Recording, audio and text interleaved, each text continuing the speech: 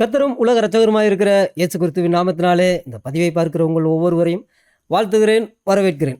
அதாவது இந்த உலகத்தில் இருக்கிற இஸ்லாமியர் அல்லாத ஜனங்கள்லாம் போய் இந்த இஸ்லாமியர்கள்ட்ட அது ஒரு கேள்வி கேட்டிருக்கிறாங்க. ஐயா, நீங்கள் எப்போ பார்த்தாலும் யூதர்களை வெறுக்கிறீங்களே, அதுக்கு என்ன காரணம்? அப்படி என்னதான் அவன் உங்களுக்கு துரோகம் செஞ்சான், பாவம் செஞ்சான் அப்படின்னு கேட்டுருக்குறாங்க. அப்போ இதை கேட்டதுமே இஸ்லாமியர்கள் சொல்லியிருக்கிறாங்க, ஏயா பாலஸ்தீனத்தை பார்த்தியா, இந்த பாலஸ்தீனத்தில் உள்ள அப்பாவியான மக்களை துரத்தி விட்டுட்டான். அந்த பாலஸ்தீனத்தில் உள்ள மக்களை எல்லாம் துரத்தி விட்டுட்டு அவங்க அந்த இடத்த இவன் ஆக்குப்பை பண்ணிட்டான், ஆக்கிரமிப்பு செஞ்சுட்டான். அதனால தான் நாங்கள்லாம் அப்போ அவனையெல்லாம் வெறுக்கிறோம். ஏயா உன் வீட்டுக்கு உன்னையே விரட்டி விட்டு உன் வீட்டை அவன் ஒருத்தன் ஆக்கிரமிப்பு செஞ்சுக்கிட்டான் அப்படின்னா நீங்கள் இப்படி அவனை நேசிப்பீங்களா அப்படின்னு கேட்டிருக்கிறாங்க. அப்போ இதை கேட்டதும் இஸ்லாமியர் இல்லாதவங்க என்ன செஞ்சுருக்கிறாங்க, ஆமாம் அதுவும் நியாயம் தானே, ஒருத்தன் திடீர்னு எங்கே இருந்தோ ஒரு நாட்டிலேருந்து நாட்டில் உள்ளவங்களெல்லாம் விரட்டி விட்டுட்டு அவன் இருந்தால் அப்போ யதார்த்தமாக எல்லாருக்கும் அவங்க மேலே வெறுப்பு தானே உண்டாகும். என்னடா இப்படிப்பட்ட கொடூரவான்களா நீங்கள் இருக்கீங்களே, உங்களை அல்ல கடவுள் சலிப்பாண்டா அப்படின்னு தானே நம்மளும் சொல்லுவோம். அப்போ தான் மற்றவங்களாம் சொல்லியிருக்கிறாங்க, இல்லையா அவங்க காசு கொடுத்து வர்த்தகத்துக்கு மேலே விலை கொடுத்து இடத்த வாங்கியிருக்காங்களே அந்த பாலஸ்தீனத்தில், அந்த இடம் வாங்கின இடத்த தானே அவங்க நாடை அறிவிச்சுக்கிட்டாங்க. அப்புறம் எப்படி ஆக்கிரமிப்பு செஞ்சுட்டான்னு சொல்கிறீங்க அப்படின்னு கேட்டுக்கிறாங்க. அதோட காசா இஸ்ரேலுக்கு சொந்தமானது, ஆபிரகாமுக்கு வாக்குத்தத்தம் பண்ணப்பட்டது.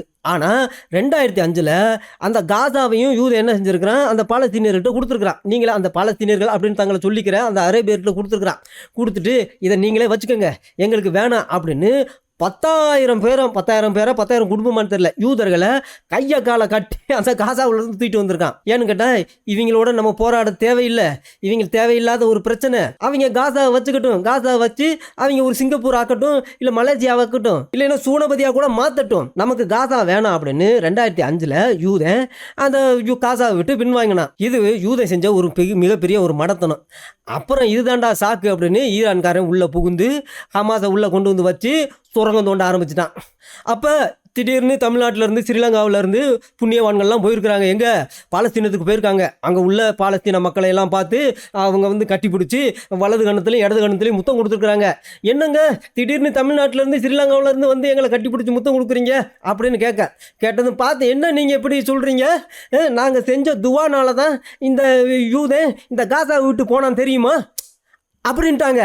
என்னங்க சொல்கிறீங்க அப்படின்னா, ஆமாயா நாங்கள் தாயா இந்த 1948 இப்போ வரைக்கும் எப்படியாவது இந்த யூதனை அல்லாவே டெல்லாவிவை அழித்து நாசமாக்கு, அல்லாவே இந்த யூதனை அழித்து நாசமாக்கு அல்லா, இந்த நஸ்ரானிகளை அழித்து நாசமாக்கு அல்லா அப்படின்னு துவா செஞ்சுக்கிட்டு இருக்கோம்யா, நைட்டும் பகலும் நாங்கள் துவா செஞ்சுக்கிட்டு இருக்கோம்யா அப்படின்னு சொல்ல உடனே அவங்களும் இந்த தமிழ்நாட்டு புண்ணியவான்களையும் ஸ்ரீலங்கா புண்ணியவான்களையும் கட்டி பிடிச்சி வலது கணத்துலையும் இடது கணத்துலையும் முத்தம் கொடுத்துருக்காங்க. அது அவங்களுடைய ஒரு பழக்கம் போல இருக்குது. அப்புறம் அதுக்கப்புறம் வாக்கு கொடுத்துருக்குறாங்க, என்ன அப்படின்னா, இன்னும் கொஞ்ச காலத்தில் பாருங்க இந்த யூதன் எப்படி காசாவை விட்டு ஓடுனானோ அதே போல இந்த மொத்த பாலஸ்தீனத்தை விட்டு அவன் ஓடி போவான்.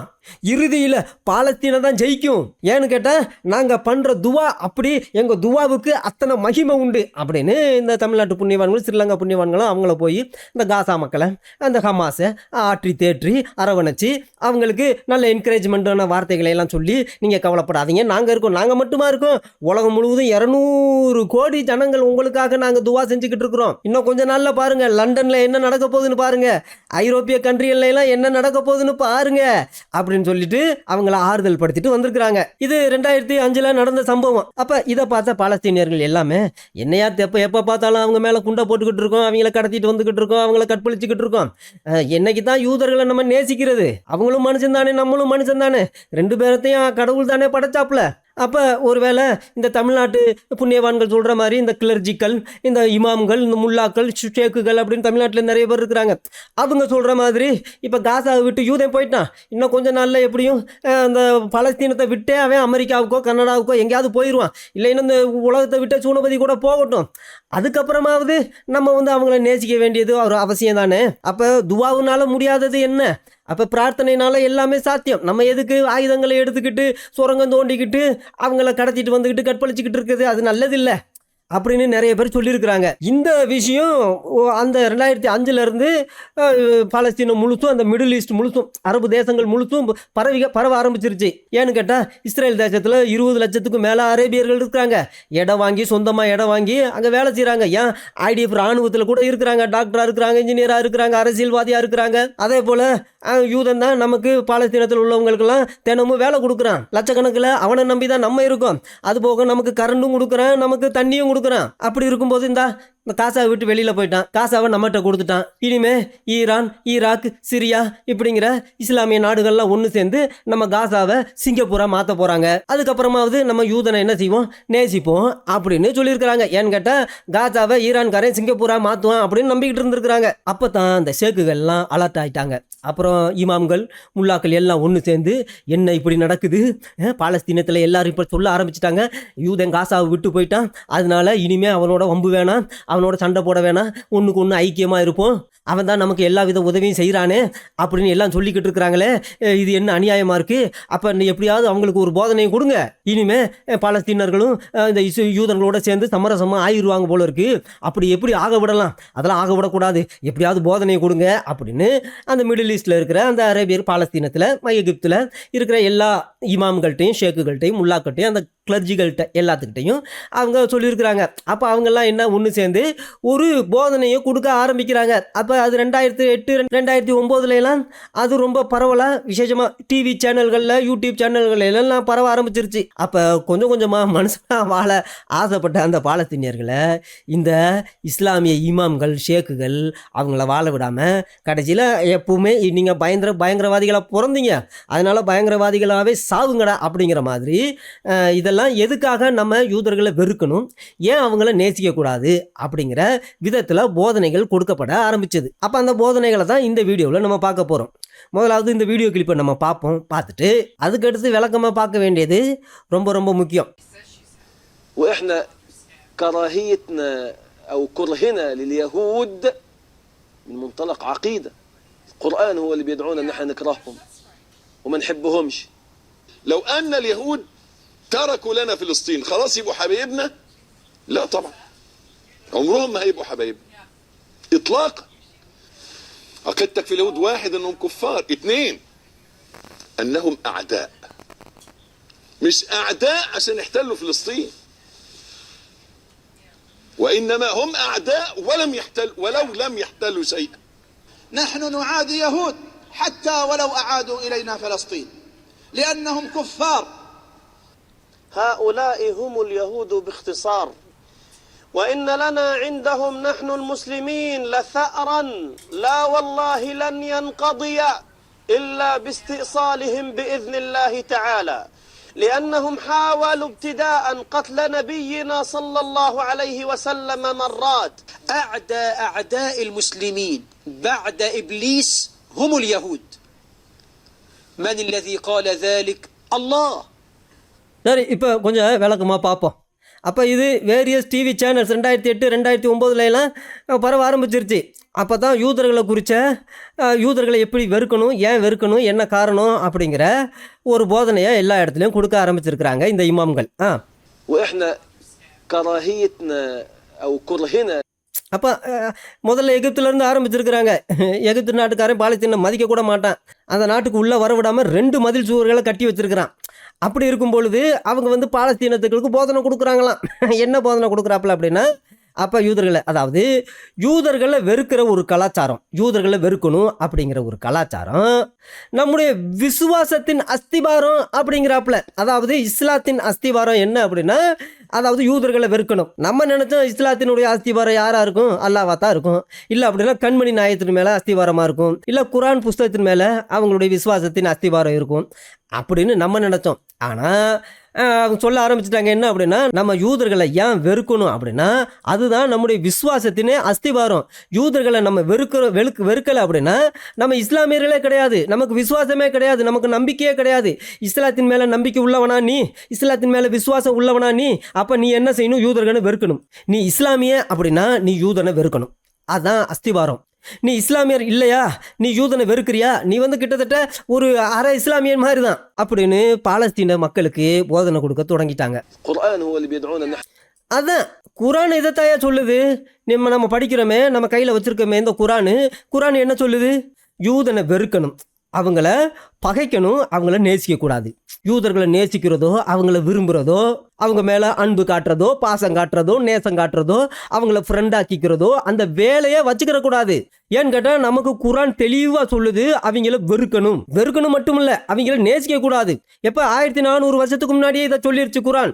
அப்படி இருக்கும்பொழுது இந்த பாலஸ்தீனியர்கள் எல்லாமே இப்ப என்ன நீங்க இப்படி ஆரம்பிச்சிட்டீங்க, யூத 2005 காசாவை விட்டுட்டு போயிட்டதுனால அவனை நேசிக்கலாமா அப்படின்னு கேட்குறீங்களே.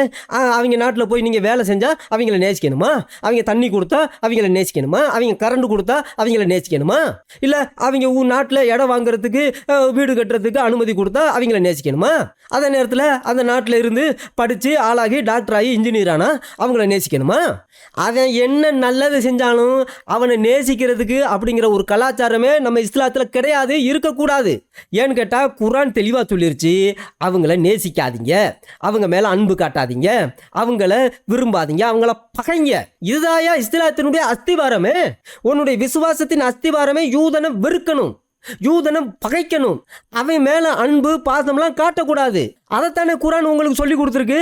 மசூதிகளில் யாரும் உங்களுக்கு பிரசங்கம் பண்ணலையா? சரி, இப்பயாவது நாங்க சொல்றது தயவு செஞ்சு கேளுங்க. நாங்கள் இந்த டிவி மூலமாக இந்த யூடியூப் மூலமாக உங்களோட நாங்கள் பேசிக்கிட்டு இருக்கோம். யூதன் நல்லது செய்கிறான், அவன் இதை விட்டுட்டு போயிடுவான், அதுக்கடுத்து பாலஸ்தீனத்தை விட்டுட்டு போயிடுவான் அப்படின்னு நினச்சிக்கிட்டு அவங்கள நேசிக்கலாம் அப்படிங்கிற மாதிரியான ஒரு எண்ணம்லாம் உங்களுக்கு வரக்கூடாது. கொஞ்சமாவது நீங்கள் யோசிச்சு பார்க்கணும். உங்கள் அம்மா அப்பாலாம் உங்களை பெக்கும் பொழுது உயிர் தியாகம் செய்கிறதுக்காகத்தானே பெத்து போட்டாங்க. அல் அக்ஸாவுக்காக யூதனை கொன்னுட்டு நான் சூனவதிக்கு போவேன், ரத்தம் சிந்தி சாவேன், உயிர் தியாகம் செய்வேன் அப்படின்னு தானே நீங்கள் தான் சின்ன பிள்ளையா இருக்கும்பொழுது உங்களுக்குலாம் ஸ்கூலில் படித்து கொடுத்தோம்.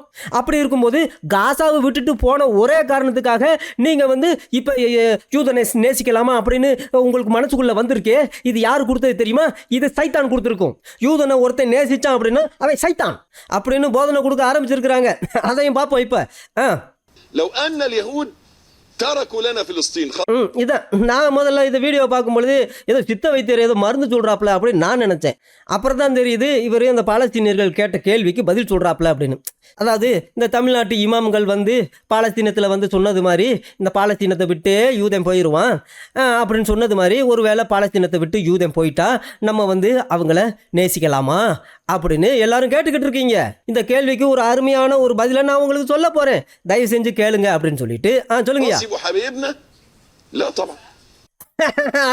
அதான் அப்கோர்ஸ் நாட், அருமையான வார்த்தை. அப்படிலாம் நம்ம நிச்சயமா அதெல்லாம் செய்யக்கூடாது. யூதன் காசாவை விட்டு போவான், இன்னைக்கு பாலஸ்தீனத்தை விட்டு போவான். அப்படி போயிட்டா அதனால அவனை நேசிக்கணும்னு ஏதாவது இருக்கா? அவனை ஒருபோதும் நேசிக்க கூடாது. அதான் ஒருபோதும் இந்த உலகம் இருக்கிற வரைக்கும், இந்த உலகம் அழிகிற வரைக்கும், சுவனபதிக்கு போனாலும் அவனை யூதனை எப்பொழுதும் யூத வெறுப்பு கலாச்சாரமே நம்ம மண்டை மூளை நம்முடைய ரத்தம் சதை இதில் எல்லாம் நிறைஞ்சிருக்கணும். அப்போ தான் யூதே அப்படிங்கிற வார்த்தையை சொன்னாலே இந்த உடம்பெல்லாம் அப்படியே பத்துக்கிட்டு எரியணும். அவன் தான் ஒரு யதார்த்தமான ஒரு உண்மையான ஒரு இஸ்லாமிய அப்படின்னு இவர் சொல்கிறாப்ல. அவனை ஒரு நாள் நேசிக்க கூடாதான். அடா பாவமே, அப்சல்யூட்லி நாட், முழுவதுமா. அதாவது கொஞ்சம் கூட ஏதாவது சரி ஒரு 10% அவனை நேசிப்போம்யா, அவன் தாயா நமக்கு வேலை கொடுக்குறான், அவன் வீட்டில் தாயா நம்ம கக்கூஸ் கழுவுறோம், பாத்ரூம்லாம் கழுவுறோம், அவன் வீட்டில் சமைக்கிறோம், அப்புறம் கடைசியில் அவன் நமக்கு சம்பளம் கொடுக்குறான். சரி பாவமாச்சு, அவன் என்ன நம்மளை துன்புறுத்துறானா? நம்ம அவனை கல்லை கொண்டு எரிஞ்சோம்னா ஜெயிலில் போடுவான். நம்ம ஏதாவது தீங்கு செஞ்சால் தானே அவன் திருப்பி அடிக்கிறான். எத்தனை பேர் யூதன் வீட்டில் நம்ம வேலை செய்கிறோம், கம்பெனியில் வேலை கொடுக்குறான், ஆஸ்பத்திரியில் வேலை கொடுக்குறான், ஸ்கூலில் வேலை கொடுக்குறான் அப்படின்னு கொஞ்சோண்டு அவன் மேலே ஒரு பாசம் கூட நமக்கு வரக்கூடாதான். அப்சல்யூட்லி நாட், கொஞ்சம் கூட வரக்கூடாது. கொஞ்சம் வந்தாலும் நீ இஸ்லாமியம் கிடையாது. யோசிச்சு பாருங்க, 1400 வருஷத்துக்கு முன்னாடி செய்யப்பட்ட பில்லி சூனியம் இன்னைக்கு எப்படியெல்லாம் வேலை செஞ்சுக்கிட்டு இருக்கு அப்படின்னு. அதனால ஒருபோதும் யூதர்களை நேசிக்கிறது, அன்பு காட்டுறது, பாசம் காட்டுற வேலையே இஸ்லாமியர்களுக்கு இருக்கக்கூடாதான். சொல்லுங்கய்யா. நல்லா கவனிங்க. யூதர்களை குறித்து நீங்கள் ஒரு விஷயம் நல்லா தெரிஞ்சு வச்சிருக்கணும். அதாவது உங்களுடைய பிலீஃப், உங்களுடைய நம்பிக்கை யூதர்களை குறித்து என்னவா இருக்கணும் அப்படின்னா, அவங்க எல்லாம் துரோகிகள். முதலாவது அவங்க எல்லாம் துரோகிகள். யாருக்கு துரோகிகள்? அல்லாஹ்வுக்கு துரோகிகள். யாருக்கு துரோகிகள்? கண்மணி நாயகத்துக்கு துரோகிகள். ஏன்னு கேட்டால் கண்மணி நாயகத்தை நபி அப்படின்னு அவங்க நம்பலை. அவருடைய வாழ்க்கையை பார்த்து எல்லாம் சிரிச்சாங்க. அவர் செஞ்ச நபின்னு சொல்லிக்கிட்டு செஞ்ச வேலையை பார்த்து எல்லாம் கேலி கிண்டல் தான் பண்ணாங்க. அதனால அவங்க முதலாவது துரோகிகள், குப்பார். சொல்லுங்கய்யா. ரெண்டாவது அவங்கெல்லாம் யாரும் அப்படின்னா அவங்கெல்லாம் எனிமிகளாம். யாருக்கு எனிமிகள்? அல்லாவுக்கு எனிமிகள், கண்மணி நாயகத்து எனிமிகள், எல்லா இஸ்லாமியர்களுக்கும். இஸ்லாமிய அப்படின்னு ஒருத்தன் சொன்னான் அப்படின்னா அடுத்து அவனுடைய எதிரி யாரியா? யூதன். அவன் என்ன நல்லது செஞ்சாலும் அதை பற்றி நீ கவலைப்படாத. உன்னுடைய நம்பிக்கையின் அஸ்திவாரமே, உன்னுடைய விசுவாசத்தின் பேஸ்மெண்ட்டே எது மேலே இருக்கணும் தெரியுமா? யூதனை வெறுக்கணும், யூதனை பகைக்கணும், அதில் தான் இருக்கணும். கொஞ்சம் கூட அப்சல்யூட்லி அதான் கொஞ்சம் கூட அவனை நேசிக்கிற வேலை இஸ்லாமியர்களுக்கு இருக்கக்கூடாது அப்படின்னு அந்த பாலஸ்தீனியர்களுக்கு அந்த 2008 2009 அந்த போதனை நடந்துக்கிட்டு இருக்கு. இன்னும் எத்தனை பேர் போதனை கொடுக்குறாங்கன்னு பார்ப்போம். مش أعداء عشان يحتلوا فلسطين. நல்லா கவனிங்க, இதுதான் ரொம்ப முக்கியமான ஒரு விஷயம். அவங்கெல்லாம் நமக்கு எதிரிகள். எதனால எதிரிகள் அப்படின்னா ஏதோ பாலஸ்தீனை ஒக்குப்பை பண்ணிட்டான்னு சொல்கிறாங்களே, ஆக்கிரமிச்சுக்கிட்டான் அப்படின்னு. அதனால அவன் எனிமி கிடையாது. நம்ம கூட அப்படி தான் நினைச்சோம். என்ன அப்படின்னா எதுக்குடா அந்த பாலஸ்தீனியர்கள் இந்த யூதர்களை வெறுக்கிறாங்க அப்படின்னா இவங்க நாட்டில் வந்து இடம் வாங்கி வீட்டை கட்டி அந்த வீட்டை கட்டின இடத்த தான் அவன் நாடாக்கி இருக்கிறான்.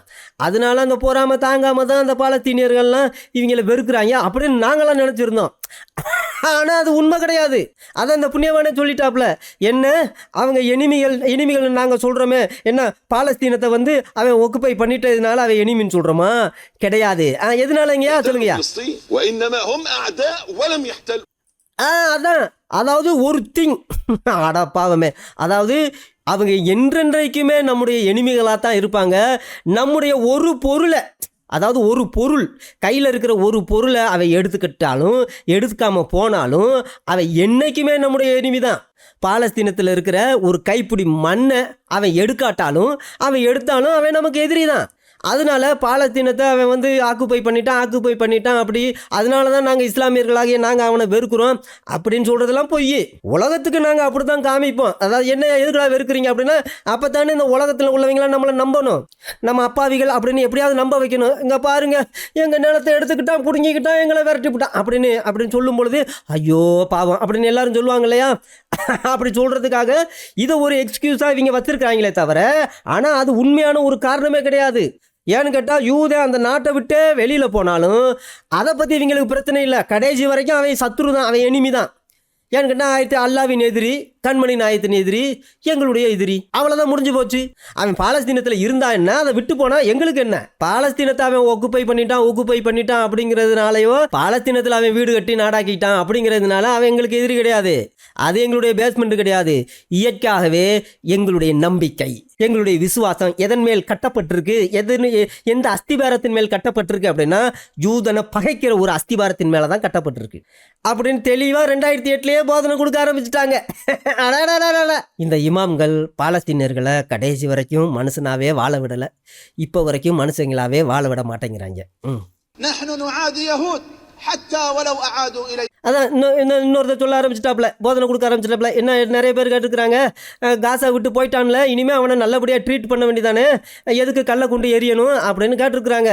அவனை எதிரியாக பார்க்குறத இனிமேலாவது நம்ம நிறுத்தலாமா அப்படின்னு கேட்கவும் இவன் சொல்லியிருக்கிறாங்க. அதாவது அவன் பாலஸ்தீனத்தை விட்டே வெளியில் போனாலும், அவன் பாலஸ்தீனத்தை எடுத்து ஐயா இந்த பாலஸ்தீனத்தை நீங்களே வச்சுக்கங்க அப்படின்னு நம்ம கையிலேயே ரிட்டர்ன் பண்ணாலும் நாம் அவனை யூதர்களை சத்ருவாக தான் எதிரியாக தான் பார்க்கணும். அவங்கள அப்படித்தான் ட்ரீட் பண்ணணும். அவனை சிநேகிக்கிறது, அன்பு காட்டுறது, பாசம் காட்டுறது அந்த வேலையே இருக்கக்கூடாது அப்படின்னு இவங்க முகத்தை கொஞ்சம் உத்து பாருங்களேன். பேயினுடைய அப்படியே அந்த முக பாவனை அப்படியே இருக்கும் இவங்களுக்கு. ஏன்னு கேட்டால் அந்த போதனையெல்லாம் அப்படிப்பட்ட வெறுப்பு கலாச்சாரத்தை எப்படி போதிக்கிறாங்கன்னு மட்டும் பாருங்க. அதான் இவங்களுக்கு மனசாட்சி அப்படிங்கிறதெல்லாம் செத்து போச்சு. சொல்லுங்கய்யா. எதுக்காக நம்ம அவங்கள வந்து வெறுக்கணும் அப்படின்னா அவங்க வந்து குப்பார், நம்மளாம் குப்பாரு காப்பீரு அப்படின்னு வித்தியாசமான பேரில் கூப்பிடுவாங்க. குப்பார் அருமையான பேர். இனிமேல் நம்ம சேனலுக்கு குப்பார் சேனல் அப்படின்னு தான் நம்ம வைக்கணும். அருமையான பேர். யூதன் பாலஸ்தீனத்தில் இருந்தா என்ன, அதை விட்டு போனா என்ன, அதை பற்றியில் நமக்கு அவன் குப்பாரு. அவனை வெறுக்கிறது தான் நம்முடைய கலாச்சாரம். நம்ம இஸ்லாம் அப்படிங்கிறது பேஸ்மெண்ட்டு. நம்முடைய இஸ்லாத்தின் விசுவாசமே எது மேலே கட்டப்பட்டிருக்கு அப்படின்னா யூத வெறுப்பு, யூதனை பகைக்கிற அந்த பேஸ்மெண்ட்டில் தான் கட்டப்பட்டிருக்கு. நீ யூதனை வெறுக்கலை பகைக்கலை அப்படின்னா நீ ஒரு இஸ்லாமியனே கிடையாது அப்படின்னு சொல்கிறாப்புல. சொல்லுங்கய்யா. அதுக்குள்ளே முடிச்சிட்டாப்ல. இந்த புண்ணியவன் என்ன சொல்ல போகிறான்னு தெரியல. இவர் வந்து ஷார்ட் அண்ட் ஸ்வீட்டாக சொல்ல போகிறாராம், ரத்தன சுருக்கமாக சொல்ல போகிறாராம். அதான் நம்ம தான் வள வள வள வளன்னு பேசிக்கிட்டு இருக்கோம், மற்ற இமாம்கள்லாம் வள வள வளன்னு பேசிக்கிட்டு இருக்கிறாங்களாம். அதனால நான் வந்து வள வள வளன்னு பேச போகிறது கிடையாது, ஷார்ட் அண்ட் ஸ்வீட் ரத்தன சுருக்கமாக உங்களுக்கு சொல்ல போகிறேன் அப்படிங்கிறாப்புல. இந்த யூதர்கள் அப்படிங்கிறவங்க யாரு அப்படின்னு சொல்றாப்புல. சொல்லுங்க. هؤلاء هم اليهود باختصار وإن لنا عندهم نحن المسلمين அப்படி போடுச்சோக்க لثأرا لا والله لن ينقضي. எங்களுடைய ஆத்மா சாந்தி அடையணும் அப்படின்னா, நாங்கள் சாகும் பொழுது சந்தோஷமாக சாகணும் அப்படின்னா, சுவனபதியிலாம் நாங்கள் சந்தோஷமாக இருக்கணும் அப்படின்னா, எல்லாரும் அப்படி தான் நினைக்கிறாங்க. சுவனபதிக்கு நம்ம போனால் சாராயார் ஓடும், அங்கே சந்தோஷமாக இருப்போம். இல்லை 72 கன்னிகள் கிடைக்கும், சந்தோஷமாக இருப்போம். இல்லை அல்லா இருக்காப்புல சந்தோஷமாக இருப்போம். இல்லை கண்மணி நாயகம்லாம் அங்கே தான், இப்ராஹிம் ரைசி, சின்வாரு எல்லாம் அங்கே தான் இருக்கிறாங்க. அவங்களெல்லாம் பார்க்கும்போது நமக்கு சந்தோஷம் உண்டாகும் அப்படின்னு எல்லாம் நினச்சிக்கிட்டு இருக்காங்களாம். அதெல்லாம் கிடையாதான். அதாவது யூதர்களை கொன்னா அவங்களுடைய யூதர்களுடைய அழிவு தான் நமக்கு சொர்க்கத்தில் கூட வெங்கியன்ஸ், சொர்க்கத்தில் கூட நமக்கு வந்து ஒரு சந்தோஷம், ஒரு சமாதானம் கிடைக்கும். எத்தனை பேரையா நீ கொன்ன? ஐயா நான் ஒரு 10 பேர் தான், 10 யூதனை தான் ஐயா கொன்னேன். என்னடா அவன் பார்த்தியா, அவன் 50 யூதனை கொண்டு இருக்கான்டா. அப்படியா, அவன் பயங்கரமான ஆளாக இருக்குமே. அப்போ யூதர்களை கொல்லாமல் ஒருத்தன் சூனவதிக்கு போனால் அவனுக்கு ரொம்ப துக்கமாக இருக்குமா, வேதனையாக இருக்குமா, சங்கடமாக இருக்குமா. அவன் ஆத்மச்ச இந்த உலகத்தில் இருக்கும்போது நான் ஒரு யூதனை கூட கொல்லாமல் விட்டுட்டேனே, இன்னைக்கு எல்லாருமே நான் 10 யூதனை கொன்னேன், 100 யூதனை கொன்னேன் அப்படின்னு எல்லாம் சந்தோஷப்பட்டுக்கிட்டு இருக்காங்களே. ஆனால் நான் ஒரு யூதனை கூட கொல்லாமல் சும்மா குரானை ஓதிட்டு நான் இப்போ சுவனபதிக்கு வந்துட்டேனே, என்னை யாரும் மதிக்க மாட்டேங்கிறாங்களே அப்படின்னு எங்க சுவனபதியில் கூட அவங்க ஆத்மா சாந்தி அடையாதான். அதனால தான் பிளட் வெங்கியன்ஸ். அப்போ ஒரு புண்ணியவான் சூனபதிக்கு போனால் கூட அவன் யூத வெறுப்பு, யூதனை எந்த அளவுக்கு பகைச்சிருக்கிறான் அப்படிங்கிறத வச்சு தான் அவனுக்கு ஒரு சந்தோஷம், சமாதானம் சொர்க்கத்தில் கிடைக்கிறதா சொல்லப்படுது. அப்படி தான் போதிக்கிறாங்க எல்லாத்துக்கிட்டையும். அப்போ சூனபதியில் அருமை பெருமை எல்லாமே எத்தனை யூதர்களை ஒருத்தன் கொன்னா அப்படிங்கிறத வச்சு தான் அவனுக்கு அருமை பெருமை, நான் நினைக்கிறேன் ரிவார்டு கிரீடம்லாம் கொடுப்பாங்கன்னு நினைக்கிறேன். சரி போதுமையா போங்க. لأنهم حاولوا ابتداء அடாடா, அதாவது 1400 வருஷத்துக்கு முன்னாடி யார் யூதர்கள் வந்து கண்மணி நாயகத்தை கொல்லணும்னு நிறைய தடவை முயற்சி பண்ணாங்களாம். ஆனால் கண்மணி நாயகம் என்ன அந்த யூதர்களுக்கு செஞ்சாரு அப்படிங்கிறத இவங்க சொல்ல மாட்டேங்கிறாங்க. அதனால இஸ்லாமியர்களுக்கு ஒரு ஊக்கம் கொடுக்குறாங்களாம். என்ன அப்படின்னா, என்ன நம்ம கண்மணி நாயகத்தை எத்தனை தடவை அவங்க கொல்ல பார்த்தாங்க தெரியுமா அப்படின்னு சொல்ல. அப்போ இதை சொல்லும் பொழுது, அப்படியா நம்ம கண்மணி நாயகத்தை அவங்க கொல்ல பார்த்தாங்களா, அட்டா பாவிகளா அப்படின்னு அந்த பாலஸ்தீனர்களுக்கு வந்து அந்த யூதர்கள் மேலே ஒரு பயங்கரமான ஒரு வெறுப்பு, பகைமை உண்டாகும்ல. அதுக்காகத்தான் இந்த மாதிரியான போதனைகளை அங்கே இவங்க என்ன பூஜாவா செய்கிறாங்க. இது 1400 வருஷமாக செய்யப்பட்டுக்கிட்டு இருக்கு. தமிழ்நாடும் அதே கதி தான், ஸ்ரீலங்காவும் அதே கதி தான். அடுத்து என்ன சொல்கிறான்னு பார்ப்போம்.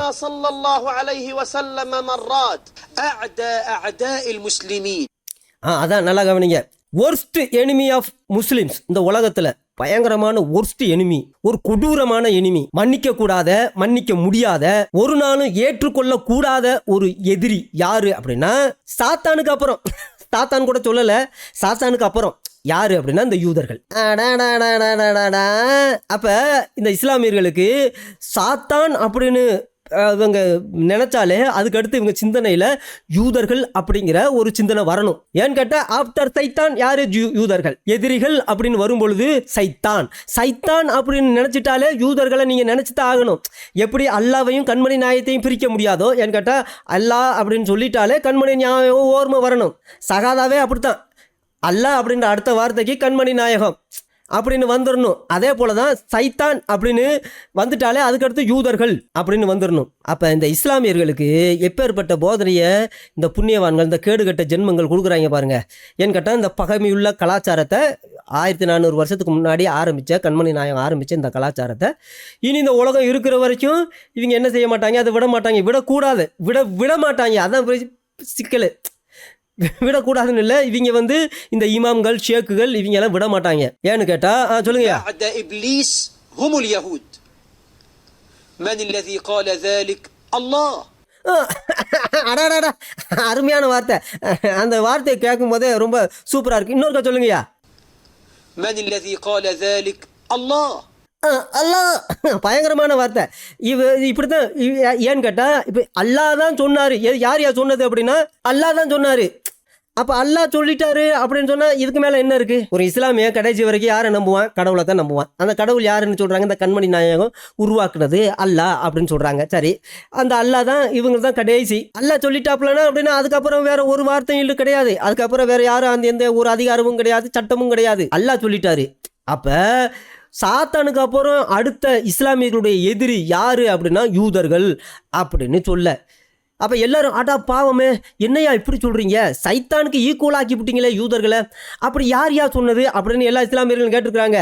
அப்போ தான் யார் சொன்னதுன்னு நினைக்கிறீங்க அப்படின்னு சொல்லிட்டு இவர் அல்லாஹ் சொல்லிட்டு அப்போ தான் அந்த அந்த அந்த அல்லாங்கிற வார்த்தையை அப்படி ஒரு அழகா அந்த அரேபிய உச்சரிப்பில் எப்படி சொல்கிறாப்புலன்னு மட்டும் பாருங்க. அப்போ தான் மற்றவங்களுக்கு அது ஒரு உண்மையா, இது ஒரு சத்தியமா அவங்க புரிஞ்சுக்கிடுவாங்க அப்படிங்கிறதுக்காக. இன்னொருக்கா சொல்லுங்கய்யா. சொல்லிட்டாப்ல, முடிஞ்சு போச்சு. இனி சொல்றதுக்கு வேற ஒன்றும் கிடையாது. அப்ப இஸ்லாமியர்களுடைய நம்பிக்கையினுடைய பேஸ்மெண்ட் எதுல இருக்கு அப்படின்னா யூதர்களை வெறுக்கிறதுல, பகைக்கிறதுல. ரெண்டாவது, அவங்கள நேசிக்கவே கூடாது. அது பாலஸ்தீனியர்களுடைய லேண்டை பிடுங்கி விட்டான் அப்படிங்கிறதுனால கிடையாது. இல்லை அவங்க கையிலேருந்து ஒரு பொருளை வாங்கினாலும் சரி, வாங்காட்டியும் சரி, இல்லை இந்த காசா விட்டு பாலஸ்தீனத்தையே விட்டு அவன் வேற எங்கேயாவது போனாலும் சரி, இவன் யூதன் அல்லாவுக்கு எதிரி, கண்மணி நாயத்துக்கு எதிரி, நாம அவங்கள பகைக்கணும். இதுதான் இஸ்லாமிய நம்பிக்கையின், இஸ்லாமிய விசுவாசத்தின் பேஸ்மெண்ட். யார் சொன்னது? அல்லாவே சொல்லியிருக்காப்ல. அல்லாஹ்